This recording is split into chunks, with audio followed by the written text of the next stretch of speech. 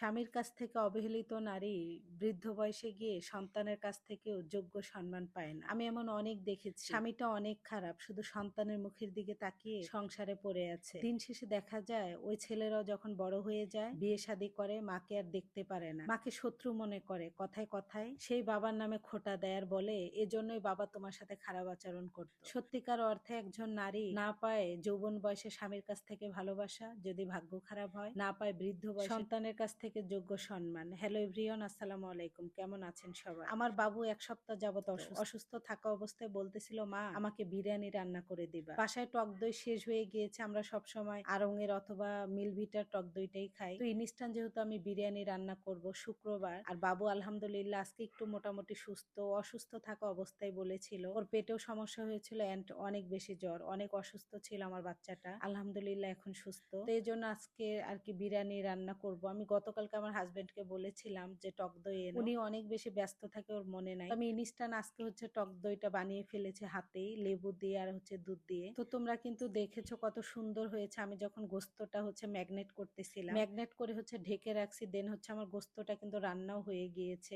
এখন হচ্ছে শুধু পোলাওয়ের চালটা রেডি করতে হবে, ভাতটা, তাহলে আমি গোস্তটা দিয়ে দিতে পারবো। আমি যতই তাড়াতাড়ি করি রান্না করতে এসে, তারপরও দেরি হয়ে যায়। মানে রান্না রেখে রেখে বাচ্চার কাছে যেতে হয়। যাদের ছোট বাচ্চা আছে বা একা হাতে যেই মারা বাচ্চা মানুষ করে, তারাই শুধু এটা বুঝতে পারবে। যারা যৌথ পরিবারে থাকে বা গ্রামে থাকে, তারা এটা কখনোই বুঝবে না। রান্না বন্ধ করে রেখে যে কতবার যেতে হয়। আমি রান্না করতেছি আর কথা বলতেছি, তোমরা দেখতেই পাচ্ছ। তো যাই হোক, আমি চালটা হচ্ছে 15-20 মিনিটের মতো নেটে রেখে দিয়েছিলাম। আর আমার এটা ওই যে কি বলে, গুনার নেট, তো অনেক বেশি ভালো পানিটা ঝরে যায়। চালটা আমার ভাজা হয়ে গিয়েছে, গোস্ত দিয়ে দিলাম। আজকে যদি টক দইয়ের আশায় আমি বসে থাকতাম যে টক দই নাই, রান্না করব কিভাবে, তাহলে কিন্তু আজকে আমি বাচ্চাদেরকে বিরিয়ানি রান্না করে খাওয়াতে পারতাম না। আমরা মেয়েরা সংসার করতে আসলে কত কিছু যে স্যাক্রিফাইস করি, তারপরও কেন জানি শুনতে হয় এই সংসারটাই আমার না, এই সংসারটায় আমার কোনো নাকি অধিকার নাই।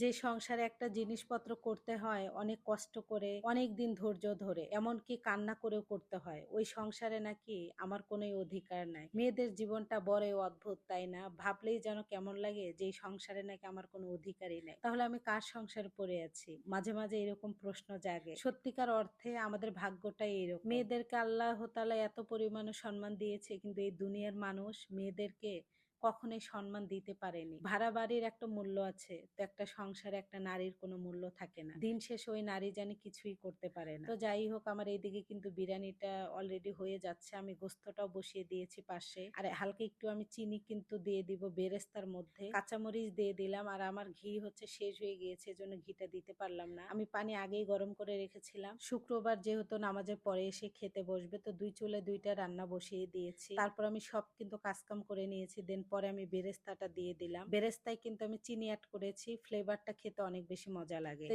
আজকে হচ্ছে আমরা বেডরুমে খাচ্ছি, কারণ ডাইনিং রুমে আমার হচ্ছে ফ্যান নেই, এজন্য। তো বিরিয়ানিটার কালার কেমন হয়েছে অবশ্যই জানাবা, আর ভিডিওটা তোমাদের কাছে কেমন লেগেছে। ধন্যবাদ।